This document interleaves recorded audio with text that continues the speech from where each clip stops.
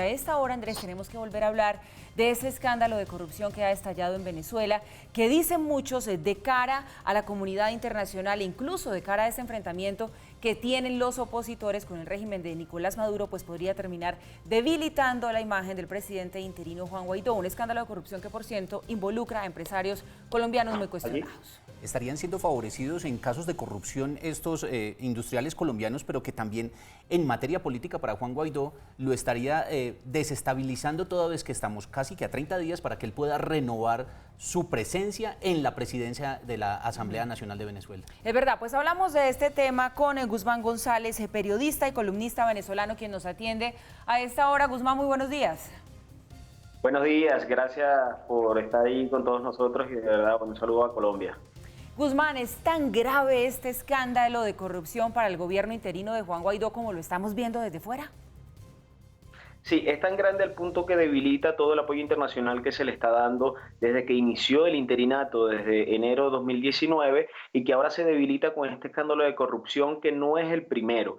Ya sería entonces el segundo de gran magnitud, porque el primero fue el Cúcutazo, que todavía reposa en la Fiscalía colombiana todo lo que son las investigaciones, y ahora se da este nuevo caso de corrupción que se viene prestando a través de los diputados de la Asamblea Nacional para evadir o mostrar indulgencia a través de la Fiscalía colombiana y el Departamento del Tesoro de Estados Unidos a empresarios como Alex Saab, Carlos Liscano y Álvaro Pulido, que son empresarios colombianos y además están ligados a las empresas CLAP, que es la manera de subsidio de alimentos en Venezuela. Entonces, con ello se ha destapado una gran olla, ya que el diputado José Guerra de Primero Justicia había alertado todo lo que es una serie de maletín verde con la finalidad de comprar a los diputados de oposición a través de estos empresarios que además son socios de Nicolás Maduro con la empresa CLAP, que es el Comité de Abastecimiento Locales de Producción.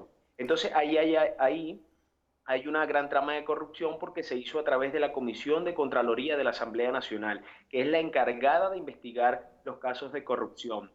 Cometieron graves delitos, pues taparon casos graves en contra de la nación venezolana y también colombiana. Yo recuerdo que entonces Alex Saab, que es un empresario colombiano nacido en Barranquilla, tiene Sí. 47 años, el 8 de mayo del 2019 fue acusado por la Fiscalía Colombiana de evasión de fondos y otros delitos a través de su empresa Shatex. Es cierto. Ahora involucran a los diputados venezolanos que además deben presentarse a la justicia por haber cometido estos delitos en maletín verde. Guzmán, vuelve a ser el periodismo venezolano el que logra destapar esta olla, como usted también la ha denominado, y háganos un retrato de qué manera en Venezuela logran enterarse de esto que estaba ocurriendo allí en la Asamblea de Diputados. Bueno, fíjate que las redes sociales nos han apoyado en todo lo demás. Ya hoy en día yo puedo decir que las redes sociales, que Twitter tumba gobierno. Sí, señor, porque el gobierno tiene el poder, a menos en Venezuela, de cercenar, de hostigar, de cercar la información y que no le llegue a ningún ciudadano. Pues nosotros, los periodistas de investigación, estamos dedicados todo el día a estar en las comisiones de Contraloría de la Asamblea Nacional y otros organismos, de estar investigando con otros colegas por WhatsApp, porque también nos bloquean las páginas web, nos bloquean las redes sociales, ya que el gobierno de Venezuela mantiene el control del Internet en el país y entonces tenemos que sufrir, correr, a veces ni dormir tratando de conseguir la información. Acá hacer periodismo no es fácil, acá hacer periodismo pareciera que fuera un delito y además es algo, un arma letal para Nicolás Maduro porque no le conviene que nosotros los periodistas independientes y de investigación estemos buscando la misma a cada rato, ¿no? Entonces él trata, y su gobierno, por supuesto, tratan de bloquear todas las vías para que el periodismo no se haga. Esta investigación la hizo el colega Roberto Denis de Armando Info y que además tenía 3 años. Imagínense ustedes todo lo que el periodista venezolano sufre para poder buscar una información porque se nos persigue, se nos hostiga y se nos cercena. 3 años duró esta investigación para que se pudiera dar con el caso de Alex Saab y su socio Nicolás Maduro, que mantienen entonces el control de la alimentación en toda Venezuela. Pero lo grave de ello no es eso, porque no nos sorprende de Nicolás Maduro cualquier marramucia que pueda hacer, no nos sorprende de esta gente nada ya. nos sorprende es de la oposición venezolana, que supuestamente contábamos con ellos para salir de este régimen. Nos sorprende de esos partidos políticos que se llenan la boca diciendo que son líderes del país y resulta que están involucrados, son ellos que están involucrados en temas de corrupción. Ahora se nos está diciendo que sumemos y que no restemos, que el enemigo es Maduro. Nosotros estamos conscientes de que el enemigo de esta desgracia es Maduro. Es verdad. Ellos Guzmán. Pero, Guzmán, nos explicaba usted ya bastante bien qué fue lo que pasó y lo que se sabe hasta ahora del actuar de esos diputados de la oposición. Pero, ¿qué pasó con el ahora ex embajador Humberto Calderón Berti, a quien Juan Guaidó pues destituyó? ¿Él está involucrado en este mismo escándalo de corrupción o aquí hay otra historia diferente detrás?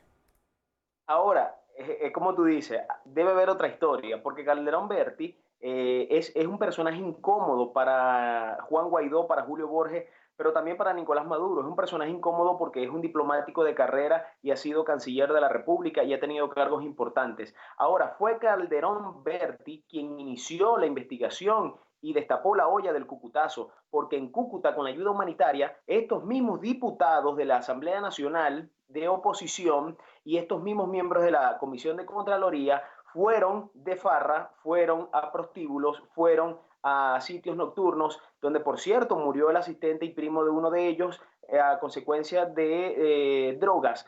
Entonces la ayuda humanitaria fue a través se usó en estos prostíbulos y en estos sitios nocturnos. ¿Quién fue que lo denunció inicialmente? Calderón Berti, por una alerta de la inteligencia colombiana. Calderón Berti es un hombre muy incómodo para Juan Guaidó porque no está de acuerdo con lo que está pasando, no está de acuerdo con mesas de negociación, no está de acuerdo con nada de lo que se está planteando con el gobierno de Nicolás Maduro, porque aquí la salida se planteó, fue cese de usurpación, gobierno de transición y elecciones libres. Acá no se planteó elecciones con Nicolás Maduro. Entonces, Calderón Berti ha representado una amenaza ahora para el gobierno de Juan Guaidó, porque además se está planteando la posibilidad del TEAR, que por cierto hoy se reúnen allá en Bogotá y tiene el auspicio de la canciller Blum. Pero entonces el Tratado Interamericano de Asistencia Recíproca, eso estaba impulsando una salida a la crisis venezolana y era por Calderón Berti. Como Guaidó y su grupo no quiere que esto termine porque han sostenido al gobierno durante muchísimos años, alrededor de 20 años, pues lo más fácil y lo más idóneo es sacar a Calderón Berti para trancar la jugada.